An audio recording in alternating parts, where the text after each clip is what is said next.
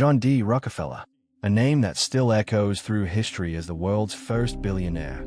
The man who controlled nearly 90% of America's oil through his empire, Standard Oil. To his admirers, he was a visionary genius, a master strategist who revolutionized energy and business forever. To his enemies, he was a ruthless, cold-blooded monopolist who crushed anyone who dared stand in his way. Rockefeller's story is one of ambition, power, betrayal, and an empire so massive that even the US government had to step in to destroy it. But how did a poor boy from New York, the son of a con man, rise to become the richest man in modern history? This is the story of Rockefeller, the oil tycoon who built an empire that shaped the world.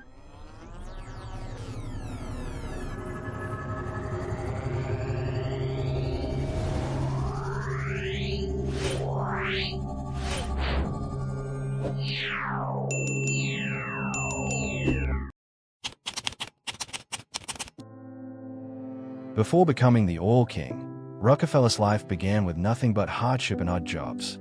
He worked for 50 cents a day, selling vegetables, turkeys, and whatever else he could to help his struggling family. His first full-time job was as a bookkeeper at a small coal and grain company. At first glance, it seemed ordinary, but this job gave him his most powerful skill, the art of numbers and negotiation.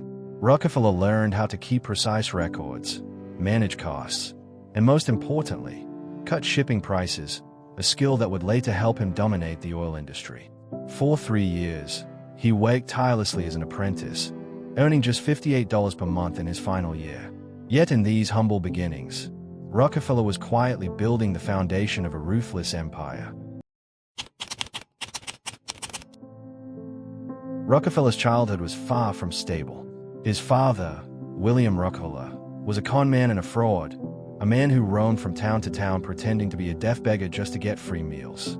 At other times, he posed as Dr. William Livingston, peddling a fake cancer cure to desperate patients. Once, he forced his mistress, Nancy, to live in the same house as his wife and children, even fathering 2 more children with her under the same roof. Growing up under such a manipulative and morally corrupt father left John with a complicated view of money and trust. While William conned people with false promises, John swore to himself that he would never be small-time. He wanted real wealth, real power, and he was willing to do whatever it took to achieve it. When the Civil War broke out in 1861, Rockefeller's younger brother went off to fight and was even wounded at Cedar Mountain. John himself was drafted but chose a different path. He believed his role was to protect and grow his new business, not fight on the battlefield. Instead, Rockefeller hired substitute soldiers to serve in his place, a legal but controversial practice at the time. He admitted, "I wanted to go in the army and do my part, but it was out of the question. If I had not stayed, the business would have stopped." While others fought, Rockefeller's commodity business thrived, profiting heavily from the war. This gave him the capital and momentum he needed to step into a brand new industry that would soon define his entire legacy: oil. The end of the Civil War brought chaos and opportunity.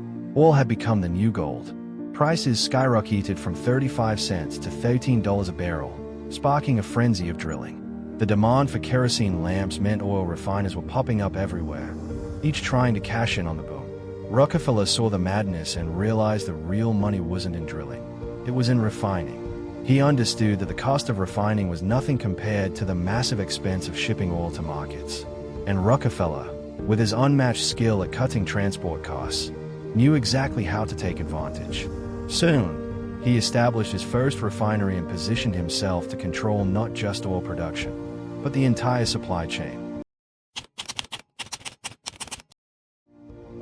As Rockefeller built Standard Oil, he developed a reputation for being cold, calculated, and merciless. He used predatory pricing, slashing oil prices so low that competitors simply couldn't keep up. Once they collapsed, he would buy them out at bargain prices. At the same time, he struck secret deals with railroads, securing cheaper transportation rates that no rival could match. To the public, it looked like Standard Oil was unstoppable, growing bigger, cheaper, and stronger than anyone else. But behind the scenes, Rockefeller was waging an economic war, one in which only he could win. To critics, his empire was a monster, a monopoly that destroyed free competition. To Rockefeller, it was simply good business. By the early 1900s, Standard Oil had become too powerful.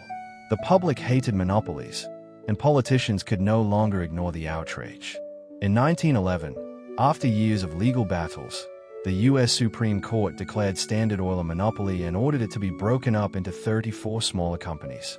Ironically, this defeat made Rockefeller even richer. He owned 25% of Standard Oil stock, and when the smaller companies like Exxon, Chevron, and Mobil began to thrive, his fortune multiplied.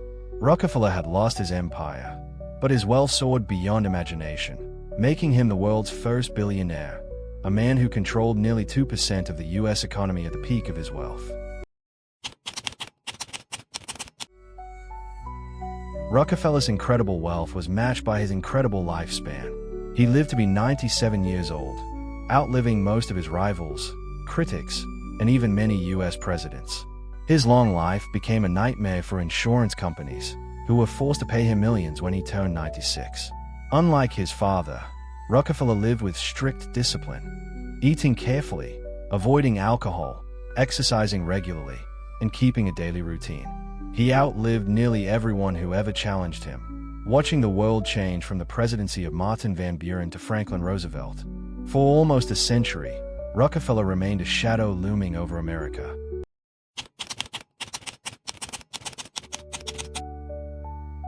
Rockefeller had a strange personal habit that puzzled many. In his later years, he would ride ferries across the Hudson River and hand out dimes, yes, 10-cent coins, to children and even adults who greeted him. Some saw it as generosity, others as arrogance, but Rockefeller claimed he did it to teach thrift and savings. Imagine that, the richest man in the world, a billionaire, handing out dimes as a lesson in money. To this day, stories of Rockefeller's dimes remain a quirky reminder that behind the oil tycoon's empire, there was still a man who enjoyed the simple act of giving change to strangers. From a boy earning pennies to a billionaire controlling 90% of America's oil, John D. Rockefeller was more than just a businessman. He was a force of nature, ruthless, cunning, and relentless. He shaped modern capitalism, left behind an empire, and taught the world just how dangerous and powerful a single man could become. His story is a warning and an inspiration. The rise and fall of the world's first billionaire.